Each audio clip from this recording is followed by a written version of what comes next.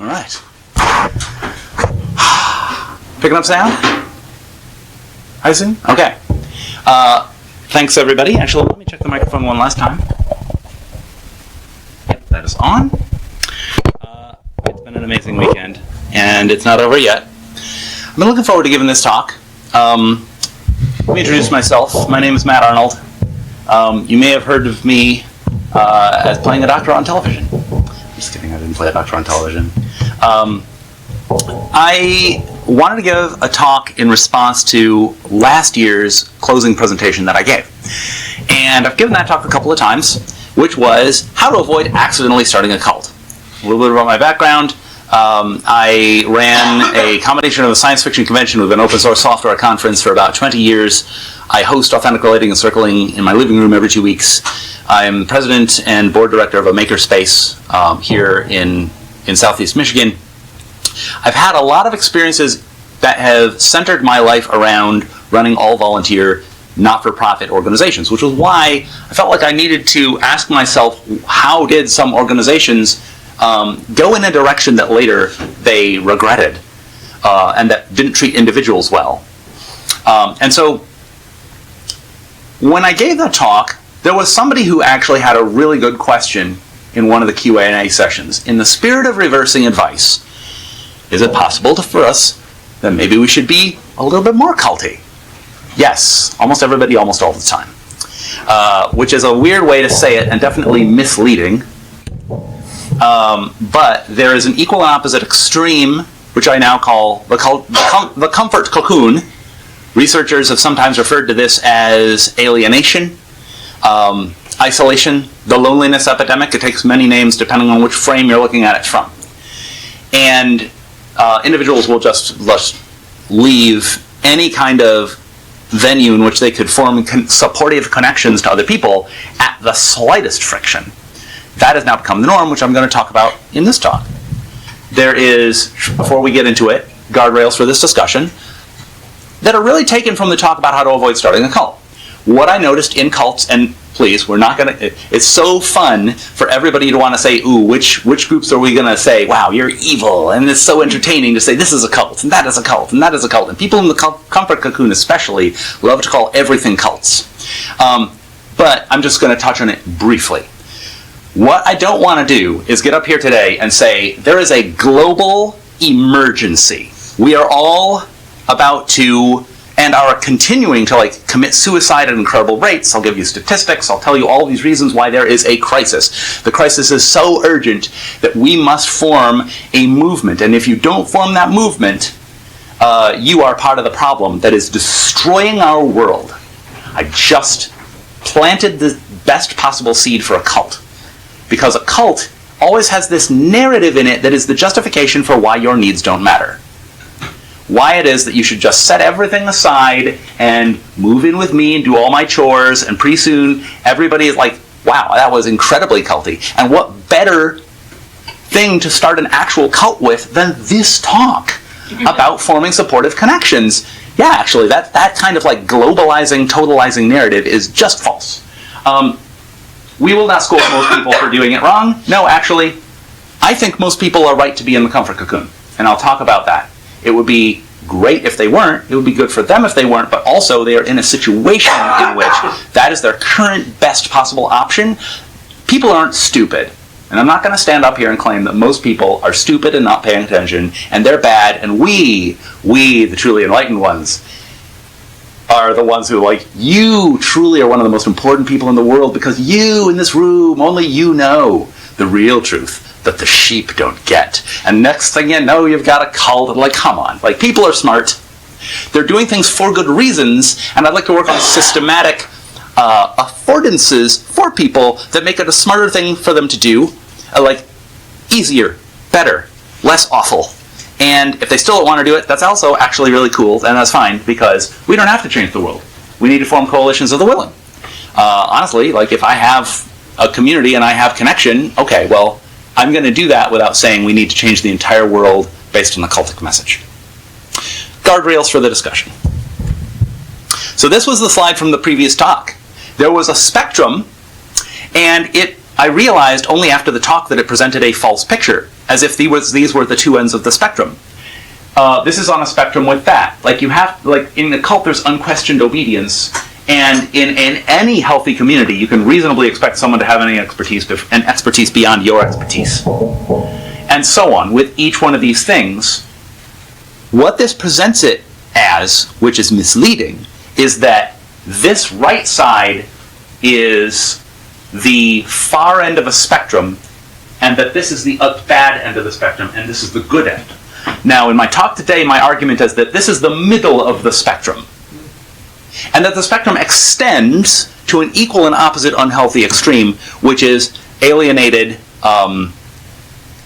really like, I don't want to talk like act as if buying consumer products is bad, but one in which everything is done for you, you're extremely passive, and you just consume what strangers who you don't know have provided for you, and you don't lean on the people around you for support because you have money to pay people who you'll never meet to just deliver something in a box on your porch. And that's all you do. So why shouldn't you be in a comfort cocoon? So that is the kind of alienation that I'm talking about.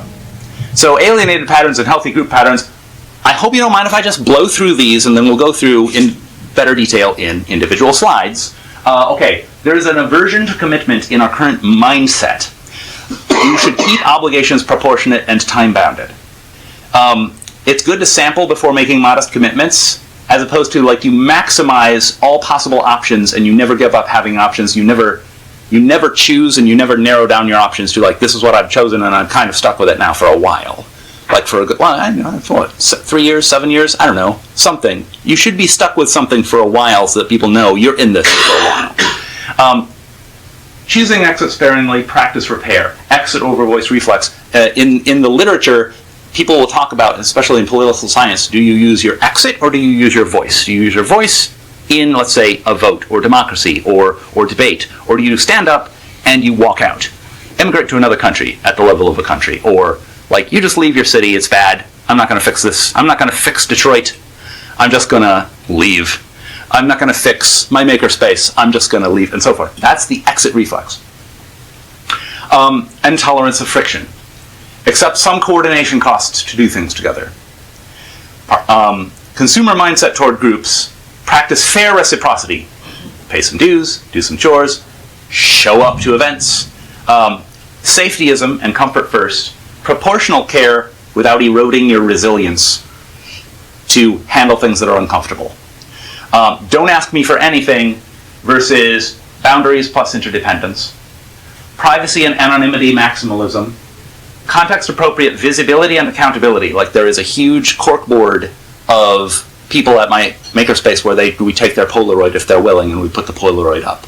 And it's a good bellwether for whether the group is healthy as whether people want other members to attach a name to a face. And if you don't want to attach a name to a face, that's like bizarre. Like we clearly have failed at some level. Aren't they in the same group as you? Okay, something has gone wrong if you can't trust them.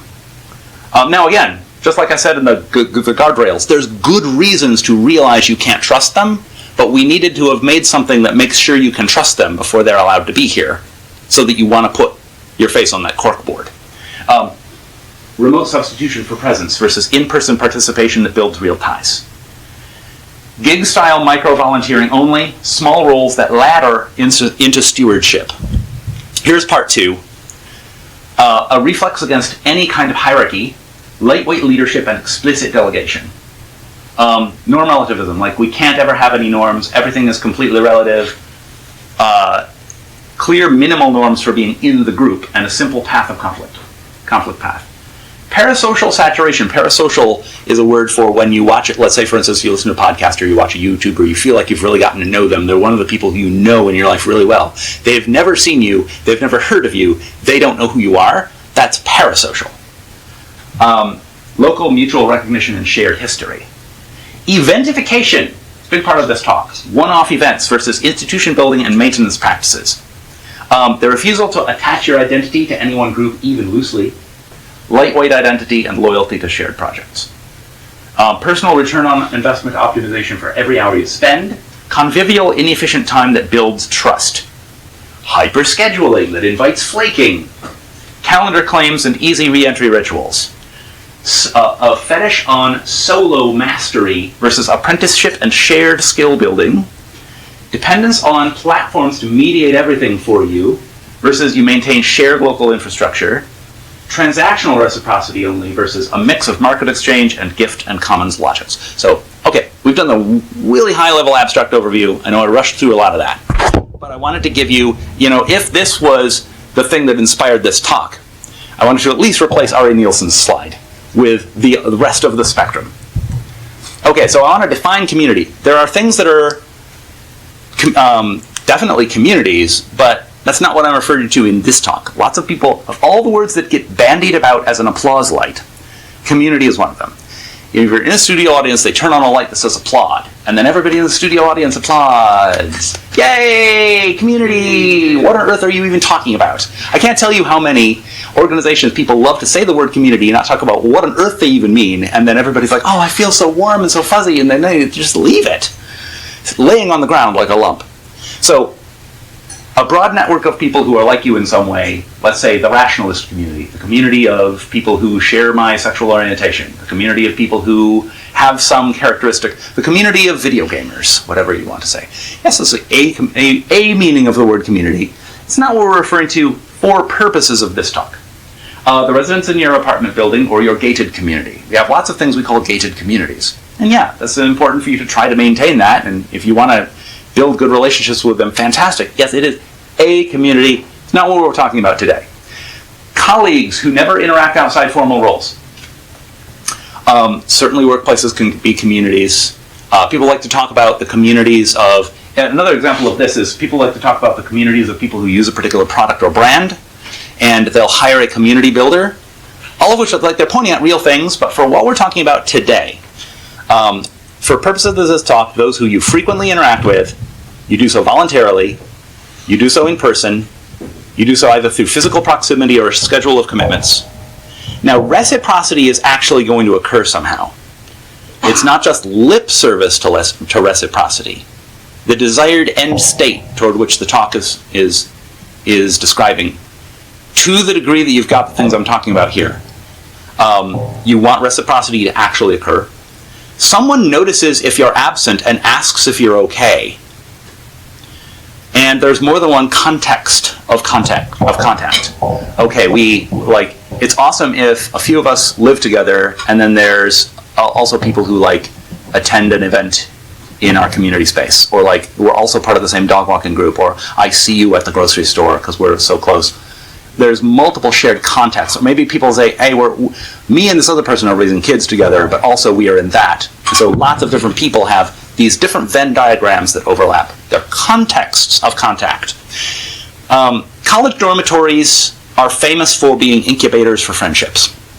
And it's for good reason. Hard to make friends as adults. College dorms have built-in proximity. They have repeated contact. They have lightweight obligations. They certainly have multiple overlapping contexts. Oh, I'm the dorm manager. Also, I have a class with that person, and all these other things. We're in the same fraternity, or whatever have you. Now, to defend the Comfort Cocoon, it is reasonable for there to be functionaries. I'm going to step back to the level of we get into adulthood, we've left behind college. Now, everything is mediated with this giant sea of strangers. The world is this ocean of strangers that did not used to be in our, when everybody was in a tribe and they never saw more than 50 people in their life, or 100 or however many, and they just lived with 20 of them. Or some scalable thing within the Dunbar number. You didn't have potential conflict with hundreds of thousands or millions of people. And so we have insurance, lawyers, and human resources, and so forth. We've got to have those things. At I3 Detroit, a few people will come in, they're brand new, and they say, hey, we got to make sure everything is, that we could never get sued for anything. We've got to make sure that everything is perfectly insured. Why don't we establish a human resources department? And I'm like, whoa there. This is Brandon uses the phrase, don't comply in advance. I'm not calling this the world of functionaries tyrants. I'm just saying, functionaries exist for a good reason, and we are here to carve out in a makerspace, or let's say in a co-housing or something. We actually can solve our own problems between each other And we're not idiots, and we're not going to sue each other for sawing your finger off on the bandsaw. We've put in things like the saw stop that prevents that from happening. We've got all these safety procedures. We've got us. Also, the world of functionaries are not like supervillains, okay? They're not like the bad guy. Yeah, okay, all right. Well, we got to do all these things, sure. But don't just jump in right out the get-go and act like we're all strangers to each other. We all have to lawyer up. Or like, why doesn't the group have a lawyer? What if we get sued? What if we can never do anything that could... No, you're not in what I described here, if that's what you're jumping to right away. But we have a social world in which that is a necessity, to have those functionaries, the world of what I call the mediated world, mediated by other people, because there's no way you can form healthy conflict resolution relationships with 100,000 people or 1 million people in your city. You can't. When you accept the mediated world as the only possible world, you enter a mindset of the comfort cocoon. There are experiences, even though functionaries are fine, there are experiences you literally cannot have while you are being protected from yourselves, by yourselves, against yourselves. While your group is being protected from the group by someone other than each other. Hey, I know, our local burn, this is not even making this up, somebody's like, our local burn should hire an HR firm. I'm like, why do we even exist then? Like, if we can't actually mediate our conflicts between each other, what are we doing in our local festival?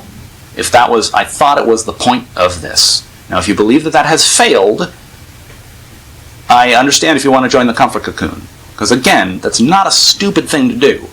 If you say, this isn't working and it fundamentally can't work, okay, great, then why are you here? I respect you if you don't want to be here. That actually could make sense. But one of the first things I wanted to talk about is being too busy as a way of life, being too busy as a way of living. The ultra-mediated person, every single thing is, oh, I wish I could get together with you, but I'm so busy. So busy lately. Man, everything's so busy. It's great having to run into you at the grocery store. I really want to, oh my goodness, let's get coffee. Let's get coffee. How many people have ever said, let's get coffee to you, and then you never heard from them? And that is the norm. It is not true. They don't mean it. They want to come off looking like a good person, so they talk about how busy they are. Why are they busy? Because they decided to start an entrepreneurship business, or they decided to become a helicopter parent. Totalizing commitments. Overcommitting their calendars with a pre-commitment so overwhelming, so totalizing, so high stakes, that it's a built-in excuse to tell the entire rest of us in the world to go ourselves. Excuse me, I shouldn't act like this. No, it's a reasonable thing to do. Like, I look at that and I'm like, okay, yeah, there's a lot of demands in this life, and as long as you just make this thing, and you say it to everybody, we're all like, oh wow, yeah, actually, that makes a lot of sense, you can't do A, B, and C. And then I notice they have vanished up each other's butts in a McMansion at the end of a cul-de-sac, and nobody's ever going to see them in communities again. And it's not for no reason, but I know this is a strategy. Being too busy and acting like, wow, how come I'm so busy all the time? I wish I could do all these other things. No, you don't. Please be real. That's not true. Being too busy is your choice of mindset in which you have structured your life in a way that you've chosen to structure it. You're not too busy, you're making choices. You have agency. I respect you as a person who possesses agency, and you've made choices, and I believe they're good for you. I now encourage you to please believe that about yourself as well, and stop saying this other thing in which somehow this just happened to you. Any friction becomes a reason to cancel on literally any social engagement. Work running late? Cancel. I feel low energy? Cancel. I got a better offer? Cancel. Commitments become soft by default. Everyone assumes that last-minute dropouts are normal, and they plan around that. I've gotten a lot of guff for the fact that I refuse. I actually will be like, hey, you said you'd do this thing. I'm really looking forward to it. Would you like to say that you're not going to do that? Because that's fine. You can say that you're not going to do that. Nobody likes being actually expected to have their own personal agency and choose to not do a thing with me. And I'm surfacing the fact that I honor them if they choose to not do a thing with me, and they got to look me in the eyes and say, I choose not you. And that's very pushy. And that is, to be that kind of pushiness is to resist the comfort cocoon taking over the entire world. Choose what you're going to do. It is your choice. But you've chosen not me. What have you chosen? What have you chosen? So I will say, hey, I won't say to you, hey, I believe the thing that you said to me, but I will implicitly believe the same thing they said. They're so excited about getting together for coffee with me. I am too. And I just keep bringing it up, which was what you were secretly secret code supposed to have not brought up. Like, take the hint, dude. No, actually, no, I politely refuse. You're going to have to actually say it. Relationships erode because attendance isn't reliable enough to build shared history. And that is hyper-scheduling that invites flaking, which we saw on one of the first slides in the list. So here's an article by Cartoons Hate Her, one of the most popular articles on that Substack. The Village Nobody Wants. I love this article. Cartoons Hate Her is a comedian, and it's very funny, and then describes why it takes a village to raise a child is kind of BS, because honestly, the reason that we're not doing that is actually a really good reason. Have you talked to them? She's like, have you talked to my mom? Like, do you want your mom raising your kids? Like, what she details is a whole litany of experiences in which the people who were, should be clear, her entire thing was about parenting, which is just a subset of what I'm talking about in this talk today. But either the people who were brought in to support had just ridiculously overbearing ways of providing help, or there was when the people came together, somebody had standards that were so overwhelmingly picky, like deranged levels of picky. She has this story about, oh, mom, you're not allowed to kiss the baby. If you kiss the baby, it'll give them germs and kill them. And then one day, this grandmother just lovingly gave a little peck on the head of her beloved little infant. And then she's like, oh, I'm sorry. I forgot I wasn't supposed to do that. I won't do that. And everybody in the subreddit said, cut that abuser out of your life. I wish I was making this up, but in the Comfort Cocoon's state of increasing, I'll get into it later, the social isolation, which then creates paranoia, which then creates this attack cycle.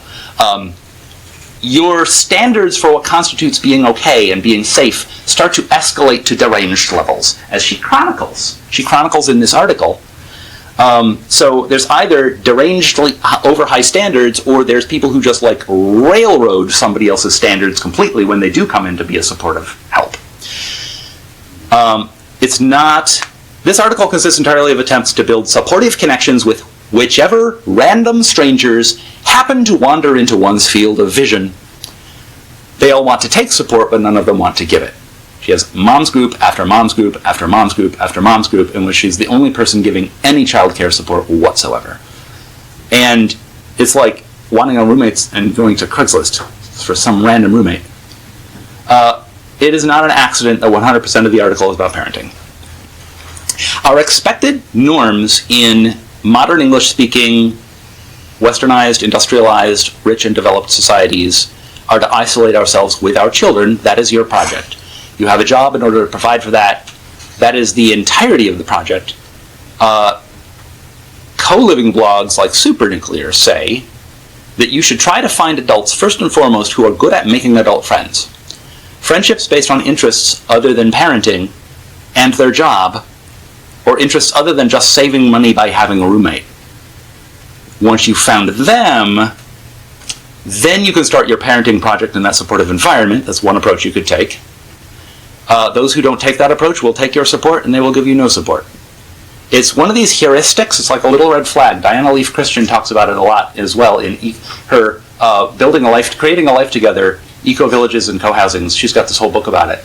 And over and over and over, she's like, yeah, that's it. Like somebody who just, hey, why do you want to live here? Well, I have these disasters, and my life is on fire, and I desperately need a place because I'm housing insecure. Or, hey, I really just need to save money. Or at my makerspace, I see the exact same thing. I need to run my business. The ones who come in there, and the very first and only thing that they say is, I through Detroit, it would be really useful to help them run their business.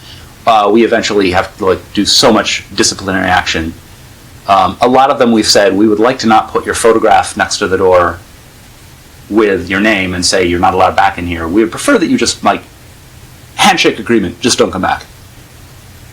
Now, it's nice that they actually will take us up on that offer for a compromise. But they're very bad. When somebody is good for all these support, this is an irony, it's a paradox.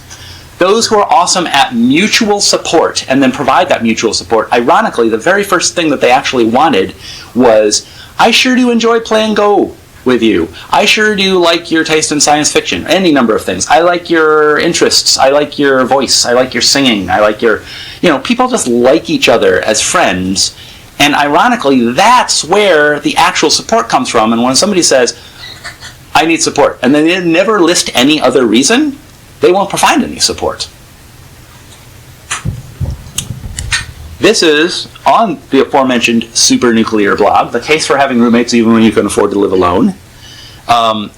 Stocked kitchens, way cheaper bulk purchasing, doing less work overall on chores, cooking and eating together, spontaneous opportunities to socialize in your living room, a pool of vetted social interactions. That's very interesting, because they will bring people into your life who they have already vetted. You are not going to Craigslist. You're not walking through random world and anyone who wanders into your field of vision. No, it is vetted. You vet for each other. Emotional processing of things that happen in your daily life is available a lot more often. Shared entertainment, reduced isolation, sharing the waiting for repair technicians or deliveries, exercise and fun, cost savings. There's an entire article by some parents who live in a co-housing where they carry their baby monitor out into the courtyard. Some people are sitting at a picnic table. They're like, would you hold this? Would you watch our baby by having this monitor? And then they go on a date. And they do this every week. And they walk around the buildings and somebody's all like, I would love nothing more than to do that. I was just going to be trimming my garden or whatever, and I can just clip it to myself. And that sounded amazing to me. It's the first time I've had a vision of what parenting might be like that did not terrify me. I think we've now set up a very different world. People are smart, they're making decisions for good reasons, and obviously they want children for good reasons too. But we're not supportive at the whole scale of what you might call the ecosystem, not the biological ecosystem, but our social ecosystem. There's no support there. It's not built in. In this talk, I'd like to propose methods for lightweight ways of building that in. But on this slide, one of the things I really loved about this article was that she pointed out that everybody has their roommate experiences when they're very young, and everybody sucks at it.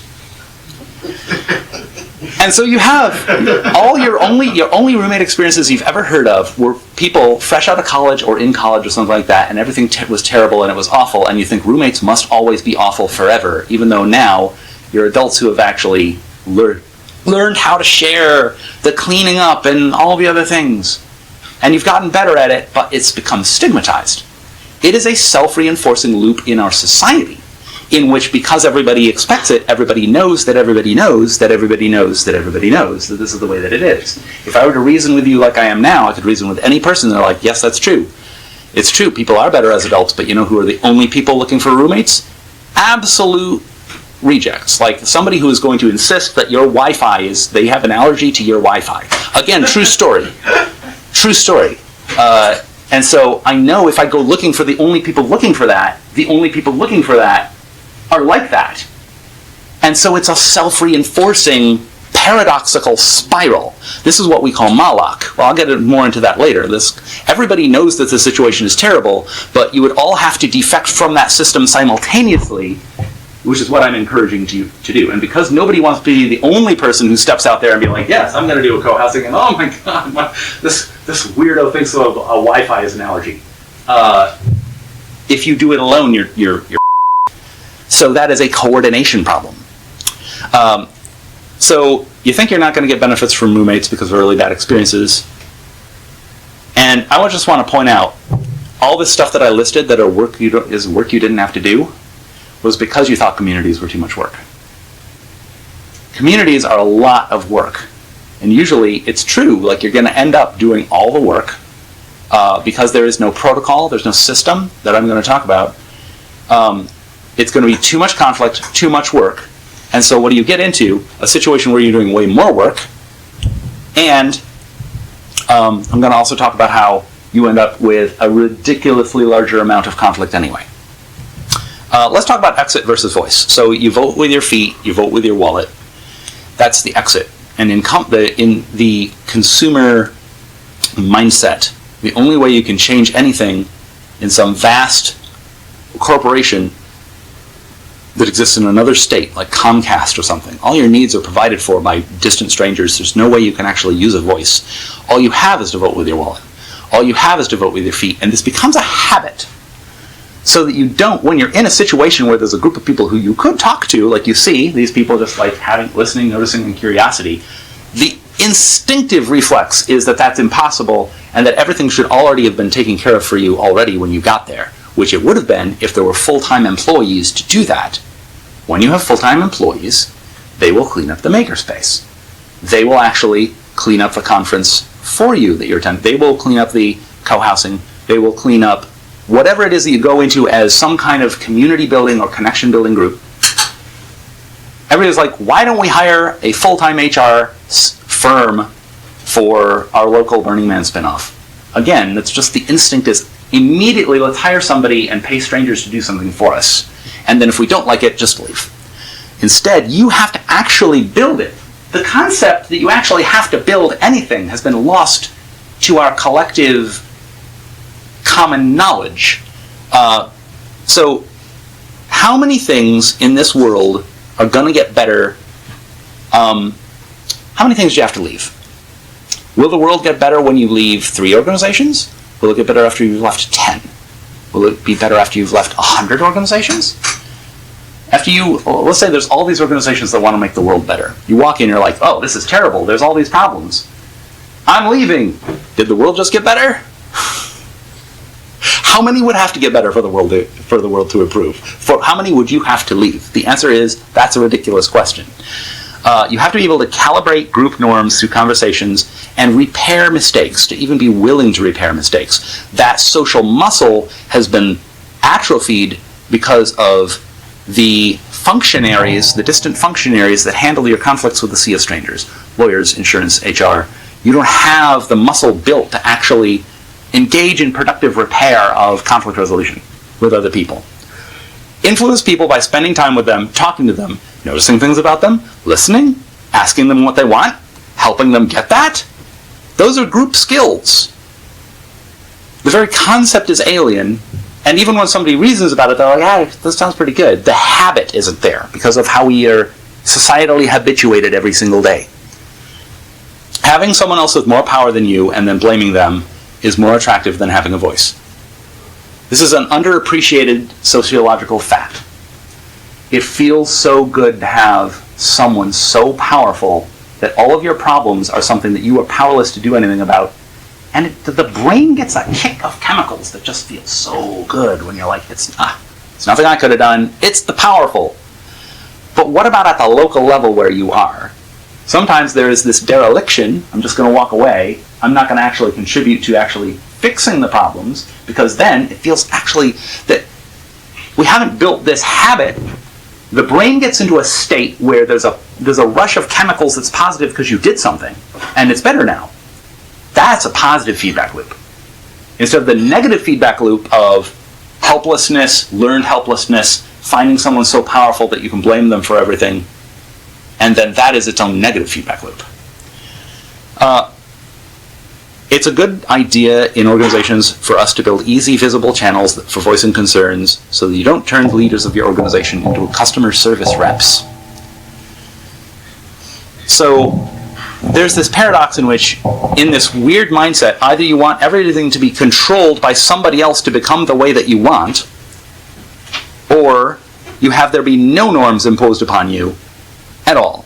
Like, how many people don't want any norms, for example, in my makerspace to be imposed on them, and yet they're mad that things weren't made to be the way that they want by a process of leaders who they never actually went and talked to. It just already has to be that way, or I'm just going to walk. That's the exit reflex. So this slide is about how mediated interaction lowers risk, but it also lowers growth. There's a thing about online interactions that's poison, in that you can control it so much. in-person interactions, there's a synchronous back and forth feedback. You can't just wait to respond until you perfectly tailor your response, but online you can wait until you perfectly tailor your response. Online you can delete things you said. You can't in person. Online you can pretend you didn't hear what someone said. You can duck out. You can mute. You can block. You can't in person, and that means you have to actually build crucial, irreplaceable skills, people skills. And it's not that you have, there are many people in this world who have a very different kind of brain structure that they were born with. That's not everybody. But now everybody has a training in removing their people skills and never having developed them. Which is not the same thing as having a brain that is permanently that way. The internet made you that way. SMS texting trained your brain to be that way. And skills were not developed. Now, maybe it is impossible for you to ever develop people skills because of the kind of brain you were born with, but have you tried? And if you don't, things could go rather poorly, as we see with a lot of people in the world. Your standards are going to rise because you can have so much control over digital interactions, and you avoid, oh my God, I'm never going to pick up a telephone. I'm never going to talk to somebody in person. My stress levels will rise. Why? Because you got acclimated. Your standards rise through mediated interaction until that's the only form of human interaction you can tolerate. Anyone who you try to form community bonds with, they also have been inculcated into this. They also try to impose bizarre standards. Everybody's imposing these bizarre standards, as we saw in the Cartoons Hate Her blog post. So interactions change their feeling. They start to feel like a constant risk of shame. They start to feel like a crisis when you're having an interaction with somebody in person that you can't mediate, can't control. And so now, the people who live next door to you and down the street, everybody in your neighborhood, feel like threats. Anxiety mounts. There's a loop that I've identified as isolation, suspicion, fatalism, and shame. Isolation, suspicion, fatalism, shame. Isolation, suspicion, fatalism, shame. Isolation, suspicion, fatalism, shame, in a feedback loop. Skills won't develop of reading each other and repairing mistakes, which are two crucial group skills. So, you can be in the comfort cocoon and not get this bad, but this is the heart of darkness at the bottom of the well of the cocoon. And all of this conflict because you thought communities were too much conflict. So here's my dilemma in all the reading I've been doing about communities, in which in all those readings, let's say Charles Vogel in The Art of Community, great book, I like a lot about it, but I also notice that he keeps talking about how, you know what, you just need to find good people. He's not wrong. He's like, hey, have you thought about just no red flags and just walk out of a bunch of things that aren't good? Again, he's got the exit reflex. And he talks about every community needs to be good people. Have you ever thought about that? Yeah, thanks, Chuck. Yeah, I've thought about that. I know we need to be good, but give me advice. I want advice. I have an opposite error from Charles Vogel, in which I want to believe that I can control. I can't, but could I influence? Could I influence? Could I say, here's a set of constraints that will make something less likely to become culty? Here's a set of procedures or constraints or designs. Can a design do something? I'm like, Charles, tell me the design principles. Can I design it such a way that it won't become alienated and people drift off? It won't become culty? How can I design? But you know what? Charles Vogel is right too. There have to be attitudes of commitment and loyalty. And I'm right too. There has to be protocols, procedural obligations. There is a floor past which you can't fall like a circus net for acrobats, with procedural obligations and processes that will be like, all right, this is our safety net, these are certain guidelines that will prevent things. But also, there's only so much of a ceiling. You can't get higher than your ceiling, which is you actually do have to exhort. He's a religious guy, Charles Vogel. His book is mainly about religions, but he thinks that it had a lot to say to non-religious community building things as well. He's got a point. You have to sermonize at some point. You have to, not in a preachy sermonizing way, but to exhort, listen, hey, this is what we're about, folks. I'm going to exhort you. Just, yes, please be better, and tell each other to be better in a certain way. Like, we are, and praise those who are. And I'm like, oh, we're going to get into all kinds of, like, one-upmanship. Oh, no, you don't have to get into the one-upmanship about are we honoring our exhortations for being a good person.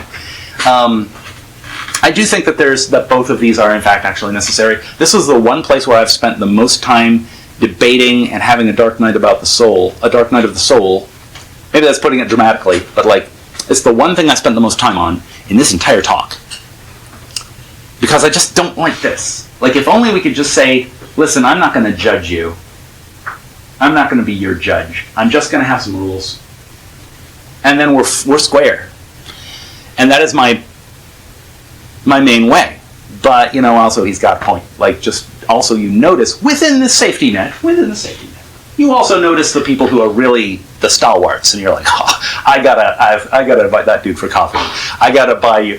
Hey, sir, let me get you some drinks. Hey, ma'am, let's get dinner sometime. Come over to my house or whatever. Like, oh man, I gotta keep these people. So it's actually both. It's not just all the impersonal, but the impersonal is so crucial. And when you fixate only on everything's so taken so personally, then that also creates its opposite problem.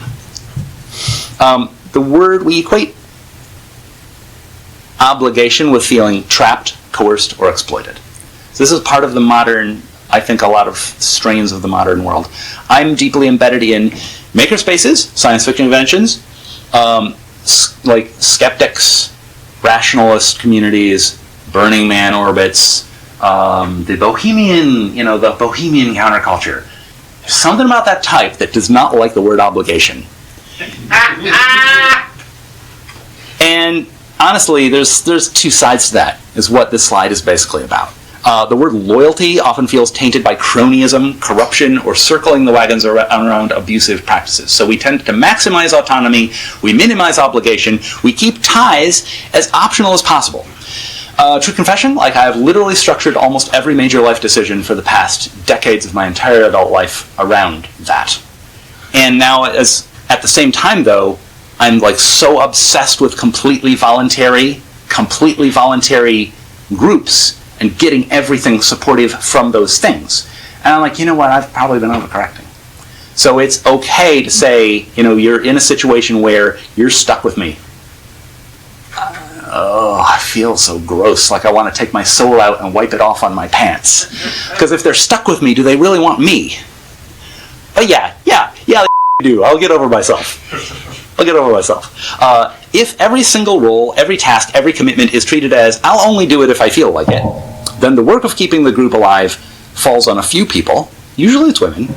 Those few burn out, and the community develops a dynamic of consumers and customer service reps where members expect to receive without reciprocating. I mean, this isn't so much freedom as it just gets brittle because nothing's dependable. There's such a thing as a structure that actually provides more options. If I'm floating in outer space and I found this great big gantry floating out there, I can actually bounce off of it 2 different places than I could if I was floating free in the freedom of outer space. This is now my new way of thinking about constructive obligations and unfreedoms, if you want to phrase it that way, to a certain constructive degree. You got to have bounded obligations. Small, specific commitments everybody can count on, light forms of loyalty to shared projects, which is not about lifelong oaths. It's about knowing if I show up, others will too, and we're going to be living here for 2 years, 3 years. Something measured in years, not measured in weeks. Not vow to, be with me for the rest of your life, necessarily. So protocols are a if this then that, which everyone understands, everyone expects, and is actually simple enough for them to remember. Computers for bookkeeping, humans for sensing and judgment. And I have an entire other talk about this really interesting form of Slack chatbots that somebody uses for co-housings that I'm going to be using. But if I were to say to you, here's a protocol, everybody's going to be like, what? Okay, what's going on with this? And then I'd explain it, and the very act of explaining makes it sound more complicated than it is. So I'll give you this thought experiment. Suppose that on the phone, you were to tell somebody how to tie their shoes. You can't If you do, it's going to sound like the most complicated thing you have ever done in your life. The minute somebody gets used to this Slack chat bot, they're like, oh, I don't even think about it anymore. But the minute you say, this is new, it's so novel, it's so weird, it's so out of the ordinary, let me explain it to you. They're like, I have so many questions because I really don't trust this. And you answer all the questions, they're like, why have we been talking about this for hours if it's so simple? It is, though. All of the things we have set up in the modern world that we just take for granted are wildly complicated that we don't even think about because they really are made to be pretty simple and robust. So that's the good kind of protocol that you need in your communities. You don't need to constantly like wag your finger at everybody. Okay, so I say, instead of constantly yelling at everybody for not missing board meetings, we instituted a rule that if you miss 3 board meetings in a row, you automatically are considered to have resigned. I don't have to do this whole huge political project of convincing people to punish you by removing you from the board. And then they're like, oh, I feel so bad. And then everybody's working about it, and they're doing more work, and they're burning out. I'm like, no. It's something that automatically has already occurred, and somebody can just notice it and say, oh, they're not a board member. They haven't been since June or whatever. Simple. Eventification of relationships versus institutions. Institutions can have events, but an event alone is not an institution. High-energy one-offs are consumed and discarded. They're fleeting. There's no carryover. There's no thickening of bonds. I ran almost through the entire aughts, my entire social life through Penguicon, Combination Science Fiction Convention and Open Source Software Conference. And all of my friends I saw at all the meetings. My best friend stopped attending the meetings. And I was like, hey, you're going to come to the meetings? I just need some space. I'm going to give him some space. And because all of my social life was run through eventification and events, I let that go. And I was like, well, he'll come back when he's going to come back. And I didn't push it. And he died. 3 years later, he died. I never saw him again. I spent 3 years, and I went to his funeral, and I'm like, everybody's talking at his funeral. I'm like, I didn't talk to my best friend because he just stopped going to the group. So now I choose people, I put them on my calendar to actually ask them, hey, let's talk or have a call or whatever on a monthly basis or whatever schedule we want. So have friends outside of just like one-offs. It's good to establish symbols, rituals, inner rings that make a group persist across time. That's Charles Vogel from The Art of Community. And so changing where you physically reside is hard, but presence is inherent to the building of reliable mutual support connections that this talk is about. You just walk out and, oh, they're there. They just happen to be there. So my roommate of many years, my best friend for the past 8 years, has moved out, and it's going to be so much harder to see him. It's just human nature. That's just the way it is. We got to actually put a lot more work into it. And again, just like with those protocols, the key is to make things not take so much work. There's that famous quote from Oscar Wilde where he said, socialism is great except for all the meetings. You know, like there was taking up so many meetings. So this is a crucial key. It's kind of like my doctor said I should put a mini fridge in the garage and have all the ice cream in there because that's just going to reduce the amount of ice cream I have. That's how you build connections with these rhythms. It's just like it's easy. It's just like it just happens. Set up your life so that it just happens. That's the underlying, I know it's kind of abstract and high level, but it's the underlying principle with which to set up communities. And so there are movements that it's okay if I go a little bit over time for this talk. There are movements that say, let's all buy houses on the same couple of blocks in Brooklyn, in San Francisco, and many other, now more and more places. That's a great one.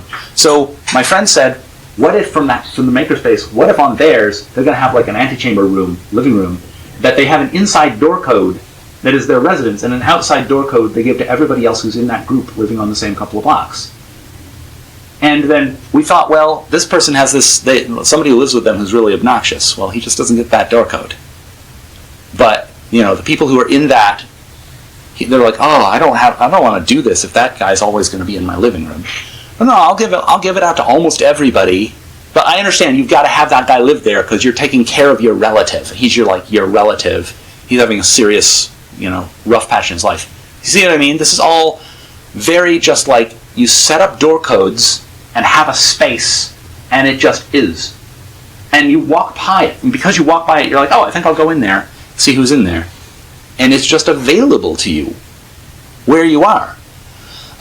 That's an underlying principle behind turning eventification into actual ongoing institutions. I hope it's okay if I just rush through.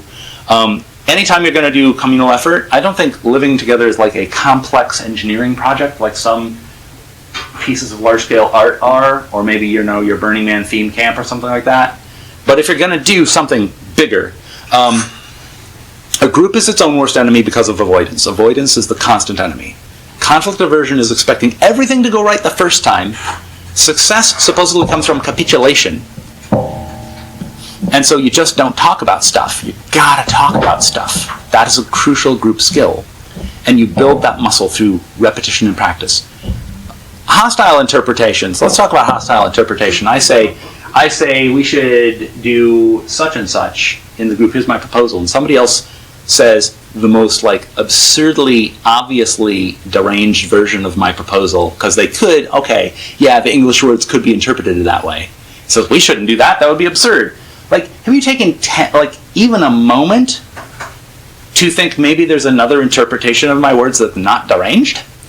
That's when you can tell someone just flat out doesn't want to do it, and is just shutting down the conversation in a group.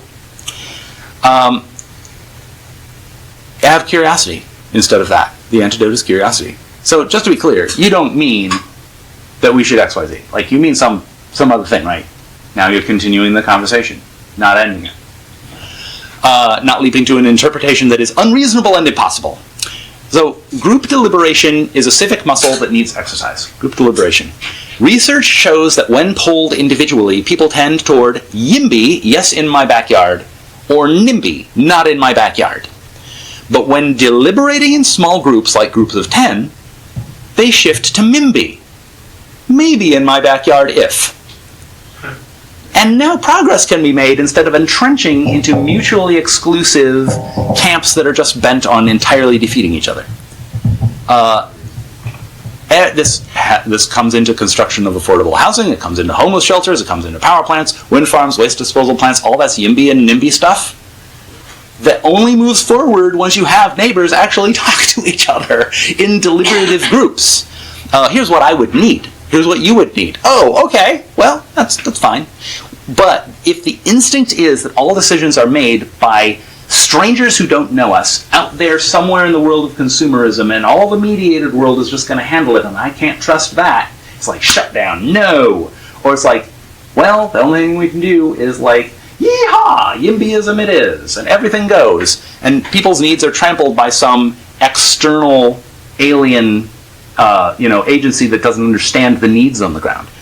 That group deliberation is the crucial group skill that gets past this. Timely communication. When you say you intend to do something, please put a reminder on your calendar. If you want to have a group of mutual support, and you've received mutual support, you want to be better at giving mutual support, have something like, Bruce has a lot of techniques with the getting things done system. It doesn't have to be a digital calendar if you don't like computers. It could be a index card you always carry in your pocket, or something. There's like a whiteboard that's next to your front door that you go as you walk in and out, and you've captured it. You don't have to keep it here. You know it'll be captured somewhere. You'll see it again. That's what you do, in some way outside of your brain. So here's the questions about group skills. That you say, are we interacting? Coordination. You keep the meetings minimal, but they're still real enough to the meetings matter, but keep meetings minimal. Are we checking? Okay, there's verification people actually did the chores that they said they did in the little system. That chatbot Slack system, they can claim I did these chores, and somebody else goes in and they're like, yep, boop. Super simple. But the check occurs. Are we checking? There's accountability. Automate this when possible. This is an excellent place to simplify it with computers. Are we doing the execution of tasks, the contributions, the thing the group even exists to be for in the first place? And finally, are we adapting? You have to review and revise this whole system itself. So let's say you have a meeting every couple of months of your community, because everything's so lightweight you don't have to do a whole bunch of meetings. But when you do, it is, how did that work? Do we need to change anything? We're reviewing and we adapt. So that's the crucial thing for group skills. this has been the Comfort Cocoon, and here's my slides. In case you're looking at this on the video, I'm going to link to it in there. That's my website, matt-arnold.com. So this topic has been near and dear to my heart and really to the center of everything that I do in my life. So I was excited to give this, and I'm incredibly grateful that all of you attended and listened and sat through it, and I hope that we can have lots and lots of conversations to expand on this talk in the future. So thank you for having attended.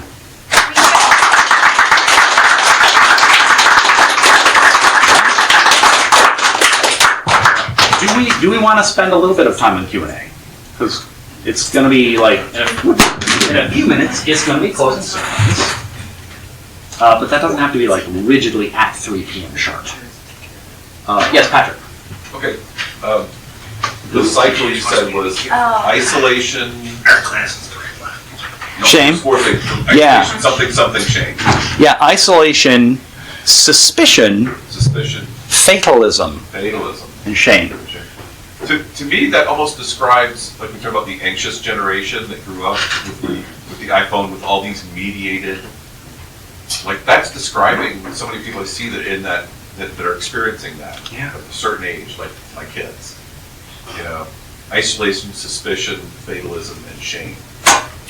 Breaking that loop is super important, and unfortunately, it can only be done through gentle practice, dipping your toe in, and then practicing those in-person interactions that then build.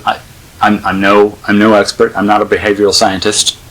All I know is that everybody I read, like Jason Pargin, has an amazing book. I'm starting to worry about this black box of doom, and the engagement in-person interactions is so crucial at rebuilding that muscle and like interrupting that reflexive. It's all up in your head with all those that flow of things because you're not interacting with real people, right? So that's that. Yeah, that's the. If Bree was here, she could remember the book. I'm blanking on it. The cognitive scientist, Jonathan Haidt, right? And you just mentioned Haidt's book, The Anxious Generation. Right. So that's a good one. If you want a fiction novel, I'm starting to worry about this Black Box of Doom by Jason Pargin. It's also amazing. That's a great book. It's so good. I've got a post on my blog that just excerpts all the stuff from that book that's relevant to that shame spiral. matt-arnold.com/blog. Any other questions? Well, I'd like to share. Yeah, please. Just a quick concept. I've heard from some German communist artist people of cultural technique. They call cultural technology. All the things, what you were referring to as like protocols that you enact with community building. They think of as a cultural technology, like a skill that has been developed that serves a purpose that you can apply as if it's portable from one community to another. You can analyze how people are working and kind of extract little bits of patterns that might work for your institution. So that concept stuck with me, cultural technology. That's awesome. Thank you. Phil, I think you had your hand up first. Okay, I'm not sure if I should ask the question, but one idea that struck me when we were talking about how people form groups, and there's this idea that, very common idea that the group will work if we get rid of the bad people. And that's gone so terribly wrong so many times. That was what the Nazis thought. And it turns out people are bad at identifying bad people.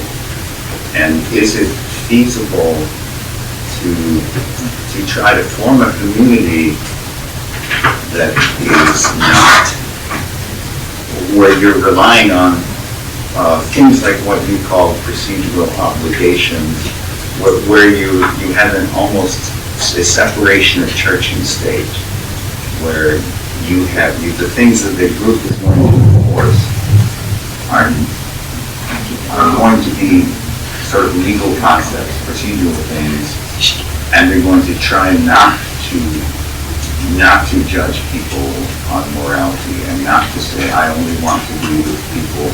Yeah. We should want to form small groups of people who we reject everybody else, and that actually is not bad. It's good. It doesn't work at the scale of, let's say, a city or a country, a nation, a society, a world. It works really great in your bed. You know? Does it work, for instance, at the level, like I think it demonstrably does not work at the level of science fiction fandom, let's say. Yeah, because you're referring to a lot of organizations that I've noticed this as well, that they are committed to saying that literally any person who wants to wander in off the street is welcome here, and that is fatal. If I could redo my entire makerspace from scratch, there would be a much greater screening process for being willing to be possible to become a new member, because that is not building we're not trying to build a city. We're not trying to build something that is massive number of strangers. We're trying to build people who actually get along with each other, and human beings are starved for that type of tribal connection that can occur within, let's say, 12 people, 20 people, all of whom know each other and should expect to reasonably get along. 50 people, something easily inside the Dunbar number. Every single problem tends to occur from there's this funnel that comes in to the group, and there's a shield that constantly bounces out a bunch of random people and takes up all the effort of the organization. Let me rephrase the question then. Can't that be something that operates within a larger structure that does not discriminate based on, let's say, moral preferences? If you have something like one convention in one city, and there's going to be 500 people attending it, and you can say this convention is for people interested in this, and there can be different subgroups. The people can do their clustering within that, and they'll form smaller clusters within. I mean, can it help to separate these two functions of community building so that they are orthogonal to each other? I guess time will tell. Like having things at different scales. Yes, Carrie. So that just brings another realm of thought to me, in that I'm just wondering if within the expectations of the group that you're extremely clear and detailed about what is expected, because what I think is that people don't do their spiritual work.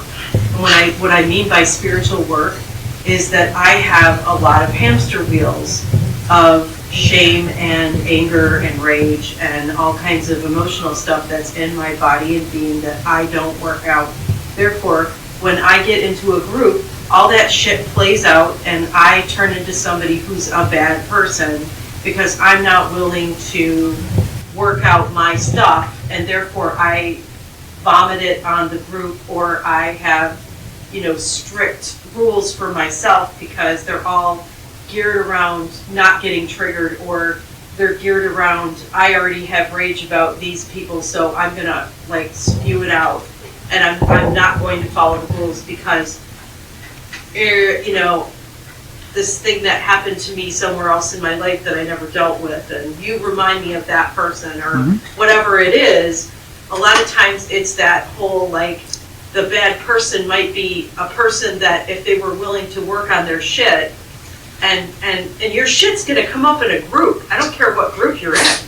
It's gonna come up, and you're gonna either deal with it and find a way to know that it's yours and own it, and have conversations with people, or not. And the other part of it is that there's going to be breakdowns, and how good are you at the repair? How good are you at practicing the repair? Because that is the cornerstone of having a great relationship, is because no matter what happens in any relationship, whether it's community or one-on-one, there's going to be some breakdowns. There's going to be some times where things are tense. And how do we handle the tension? Do I go, sometimes I go vent, because I know it's my shit. I have a judgment, so I want to find somebody that is there to just listen to my shit, I get it out, and then I move on, and I don't have to take it out on everybody. But not everybody has their ways of dealing with upset on their own hamster wheels, and they take it out on everybody, or they don't listen, or they have their rules inside themselves, or they're avoiding conflict. I usually have a rubric in which the fifth of my 5 elements in my rubric is everybody burning out because this one person is here? Like, and first, keep in mind that we've cleared all 4 of the previous goalposts of the rubric of do we kick this person out, which are pretty severe. And then the 5th one is, listen, everybody's not coming around here anymore because this person is here, and that's the final thing. That's where we know. That's the moment when we know we either can kick this one person out or everybody, all the nice people are going to leave. If it has finally come to that extreme. So, you just pay attention to the specifics. We'll come back to you in a second, but I think you were next. I was just wondering if we could be on schedule with the closing. Pretty soon. Yeah, I think we should just have one more question and then we'll wrap it up. Do you have one more? Well, I think you're familiar with this in the art of gathering. There's a concept about, I'm not talking about this, like having a purpose that's disputable. Right. Right? Like saying, hey, this isn't just for everybody. It has a specific reason, like we are gathering, we are a group. And that's very different than let's keep out the bad people. Yeah. It's not like let's keep out the bad people, but let's make this group about something. There is a reason why this is a group and not just a random sampling of everybody. And random sampling of everybody. Pariah Parker has also said that if you then make that mission for your group or your gathering, but then you don't bother, like you just say, literally bring your Uncle Ted. What's Uncle Ted got to do with anything that we're doing here? Nothing. Don't do that, because now you've completely undone. Like, Uncle Ted's a lovely guy, but at this one specific thing, like you can have him on all these other things, but like you have decided to have the one thing that is just for this, and just have the people, only the people there who are for that purpose, and then have lots of things where lots of other people can be included in different things. Multiple overlapping contexts. So if you don't have, if everything is for everybody, then nothing is for anybody. Now, I think that's all the time we have for questions, because we really do want to get to closing ceremonies, but those were really great questions, and I appreciate them.